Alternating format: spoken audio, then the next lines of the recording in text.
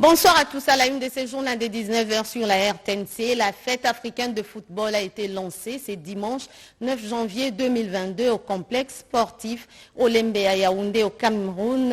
En match d'ouverture, le Cameroun, pays organisateur, a croisé les fers face aux étalons du Burkina Faso. Le score du match est de 2-1 en faveur des Lions indoptables du Cameroun. C'était en présence du président camerounais Paul Biya et du président de la Confédération africaine de football CAF, le Sud-Africain Patrick Motsepe. Cette grande fête de la jeunesse africaine autour du ballon rond, les 33e du genre pour les comptes de la Coupe africaine des Nations CAN, va se jouer dans 5 villes du Cameroun et va se clôturer le 6 février de l'année en cours.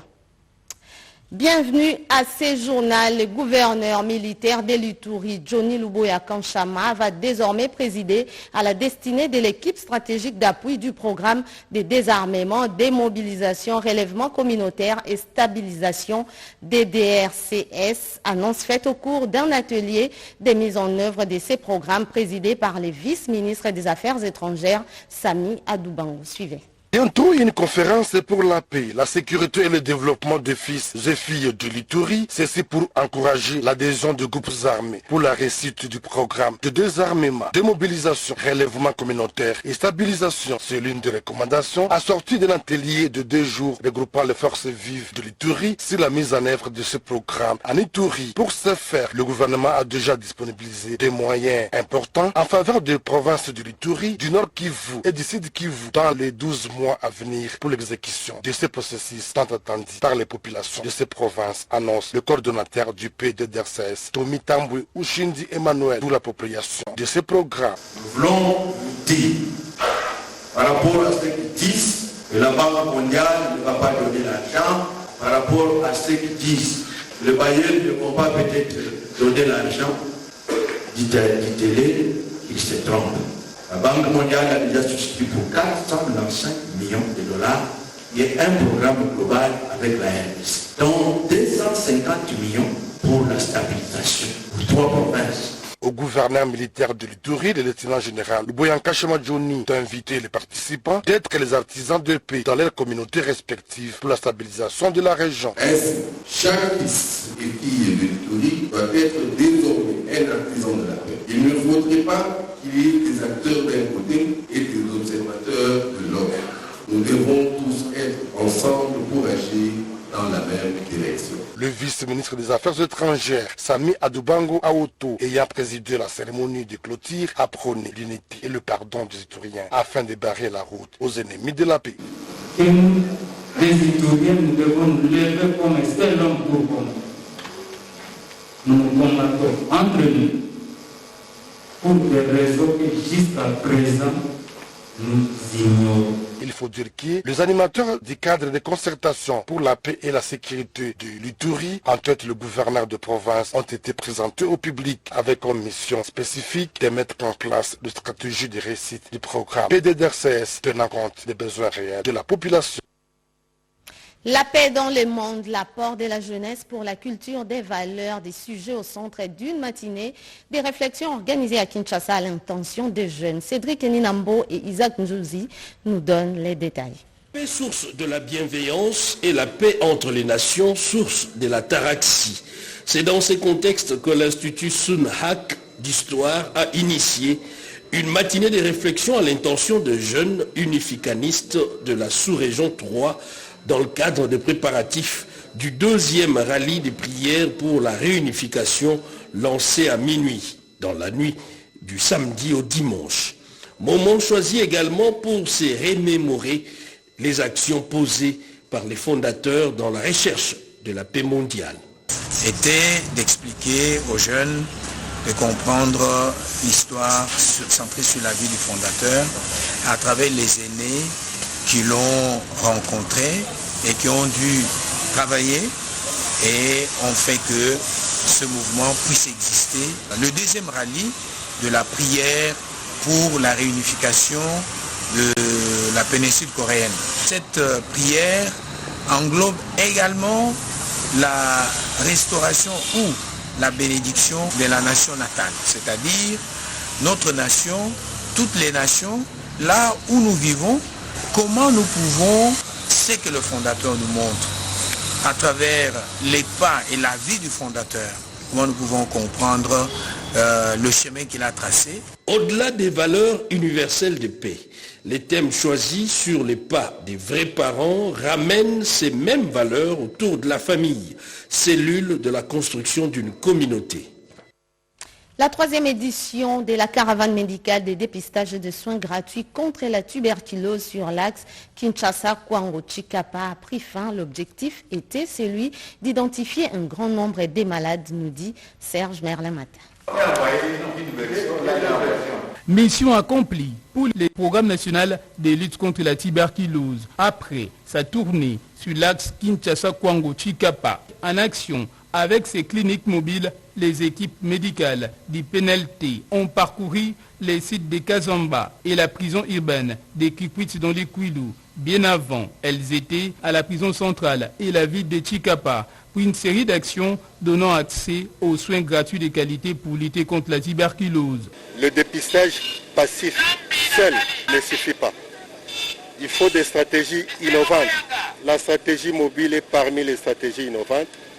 Nous sommes très satisfaits pour cela. Au passage, l'opération a consisté à la sensibilisation de la population au dépistage systématique, actif et traitement gratuit des cas de tuberculose.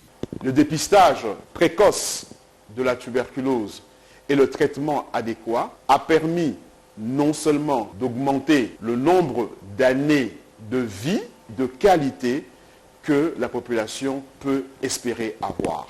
La présente campagne massive de dépistage et de soins gratuits du ministère de la Santé publique via les programmes nationaux de lutte contre la tuberculose rentre en droite ligne avec la vision stratégique des chefs de l'État relative à la couverture santé universelle. Pour accéder aux soins de qualité, nous devons donc éliminer toutes les barrières qui freinent l'accès aux soins de qualité. L'idée reste donc de déployer les équipes du PNLT de façon pérenne contre la tuberculose à travers toutes les provinces de la République démocratique du Congo. Au Kasaï central, la journée d'encadrement et orientation de nouveaux étudiants à l'université pédagogique de Kananga s'est déroulée en présence de la crème intellectuelle de cette province. Suivez cela en images et commentaires. Du 6 au 8 janvier, dans la salle cave de l'UPECAN, ces nouveaux étudiants ont été également initiés à la recherche des notions indispensables pour leur familiarisation avec les milieux universitaires, fait savoir le recteur de l'UPECAN, professeur Frédéric Nyokamupangila. On dit aux étudiants comment étudier, comment prendre l'inscription, comment présenter les évaluations. Vous savez, la devise de l'enseignement supérieur, c'est quoi? C'est la science sans conscience n'est que l'huile de l'âme. Et la devise de notre université, c'est éduquer et former pour la nation congolaise. Alors, les questions se sont focalisées sur les questions liées à l'éthique. Ayant développé la thématique liée à l'éthique, le secrétaire général académique, professeur Philippe Kankou, exhorte ses apprenants à intérioriser les notions de justice et la pratique du bien sur lesquelles repose l'éthique. Vous n'êtes pas attendu à l'UPECAN à ce niveau-là. Donc, les comportements, les tumultes, la corruption, la tricherie, le vol, l'impolitesse. L'initiative est saluée par les bénéficiaires qui ne cachent pas leur satisfaction. Nous avons connu l'UPECAN avec le système de LMB, donc il n'y a pas de graduat pour ce moment. Le comportement a essayé de changer parce qu'auparavant je me considérais comme élève. C'est la présentation des responsables des départements et des facultés qui a bouclé ces assises. La construction des routes, écoles et autres infrastructures sanitaires dans la province du Maniema, la vision du chef de l'État Félix-Antoine Tshisekedi Tshilombo se concrétise à travers plusieurs projets de développement dans cette partie du pays. La communauté Rega salue la vision du chef de l'État qui s'est traduit en une phrase, les peuples d'abord. L'avènement du gouverneur intérimaire Afan Idriss Mangala à la tête de la province du Maniema est synonyme de la matérialisation de la vision du chef de l'État Félix-Antoine Tshisekedi Tshilombo. La population du Maniema, à travers la représentation de la communauté Lega à Kindu, éprouve beaucoup d'admiration dans la vision politique du président de la République traduite en action au Maniema par le gouverneur ad interim Idriss Mangala. La consolidation de l'union sacrée de la nation, la réhabilitation et la construction de plusieurs infrastructures socio-économiques de base en sont la preuve. par la bouche du Mwami Amisi Wabula Léonard, représentant du président de la communauté Mwami Walanga Bouterezi Bernard, confirme le soutien au premier citoyen de tous les Congolais, Félix Tshisekedi, au gouverneur intérimaire et au député provincial Bitika Omana. La communauté Lega, par les biais de son président, Mwami Walanga Bouterezi, ici représenté par Mwami Amisi Wabula, venons adresser les messages de soutien indéfectibles à son Excellence, Monsieur le Président de la République, Félix Antoine Tshisekedi, chef de l'État, dans sa vision, à son Excellence Afani Idrissa Mangala, gouverneur de province du Maniema. La communauté Lega vous rassure son soutien total pour la matérialisation des visions des chefs de l'État dans la province du Maniema. À notre fils, l'honorable député provincial Omana Bitika Pascal, soldat du peuple, champion, à toutes les filles et tous les fils de la communauté Lega se trouvant dans la province du Maniema sous la bénédiction de notre Loso central Lega du Maniema. Nous venons adresser les vœux les meilleures heureuses années 2022. La communauté exhorte toutes les autorités à faire encore mieux en 2022 pour le bien-être de tous. Et leur soutien va demeurer indéfectible. Autre projet de développement, c'est dans la province du Nord Kivu. Les jeunes de cette province ont été sensibilisés sur la paix par la coordination de la majorité populaire acquise au présidentiel de la République. Suivez.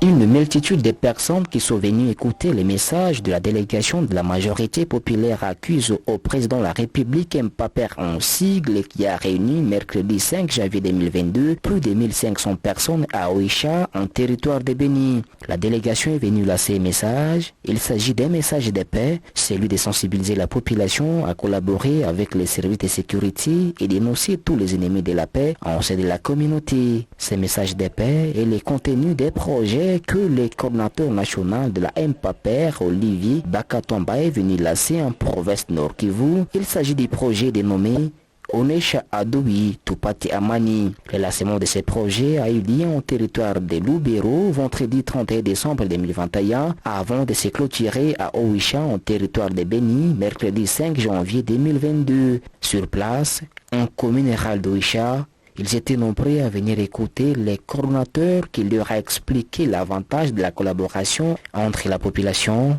et les services de sécurité. Dans tout le pays du monde, un patriote ne peut pas critiquer son armée. Je vous demande d'être déterminé, d'être soudé. D'identifier tout celui-là qui vient vous instrumentaliser parce qu'il est en train de demander l'argent Kinshasa afin que vous puissiez vous révéler contre votre armée. Et quand il vient ici, il vous dit l'État d'Égypte n'a pas réussi et ça quitte. On n'a pas besoin de ça. Ces gens-là viennent psychologiquement vous faire remonter pour que vous soyez les esclaves de leur sale trésor.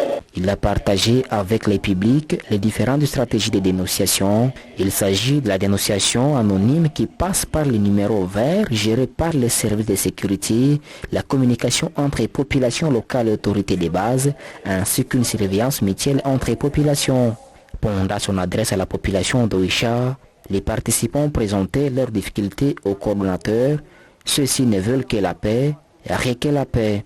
Après échange avec la population de la commune rurale d'Oicha, le président de la société civile de la même commune a félicité la délégation pour ce souci de contribuer à la paix en travers les projets Onesha Adoui Tupati Amani. Le passage du chef de l'État Félix Antoine Tshisekedi Tshilombo à Mbujimaï, province du Kassai-Oriental, a suscité beaucoup d'espoir dans les chefs de la population qui a saisi cette occasion pour demander beaucoup plus l'organisation des élections des gouverneurs, par exemple.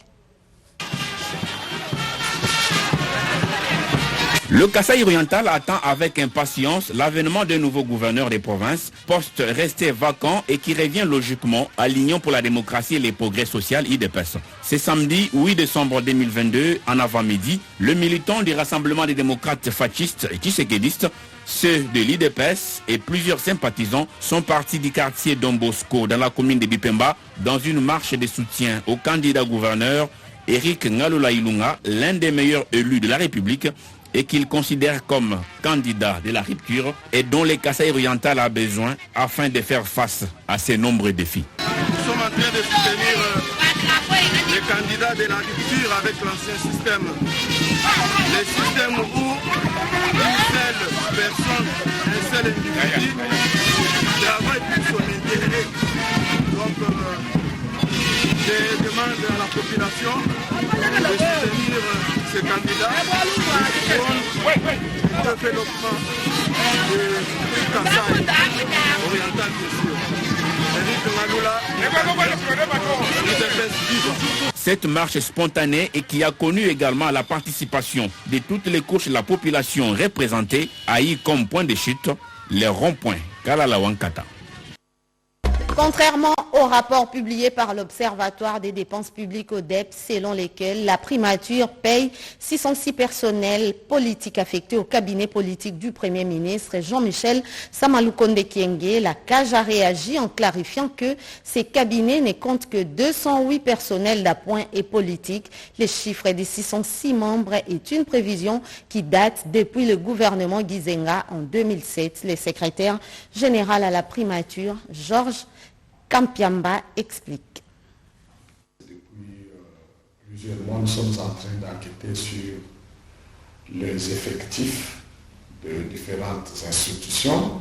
Ce que nous avons fait à ce jour, il se dégage que, en ce qui concerne le Premier ministre, qui, en passant, les gens doivent savoir que le Premier ministre a un cabinet politique, et que ce cabinet politique, selon le croisement que nous avons fait des informations obtenues auprès de ses services, ainsi qu'auprès de la direction des pays, n'a que 208 unités qui sont prises en charge par les trésors publics. Mais les gens doivent savoir qu'en dehors de ce cabinet politique, le Premier ministre, qui a un personnel politique, administratif et d'appoint, il y a aussi la primature. La primature qui est constituée d'une administration, et cette administration est composée de plusieurs services.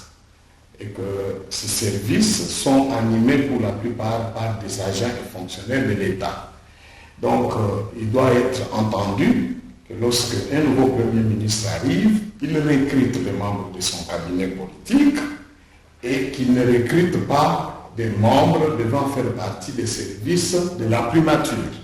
Donc c'est ce que nous avons constaté. Donc il est important que nous puissions dire la vérité à nos concitoyens pour éviter que les gens sombrent facilement dans une sorte de manipulation. On ne peut pas soutenir que le Premier ministre emploie à son cabinet 606 unités. Soutenir comme ça, ce n'est pas dire la vérité.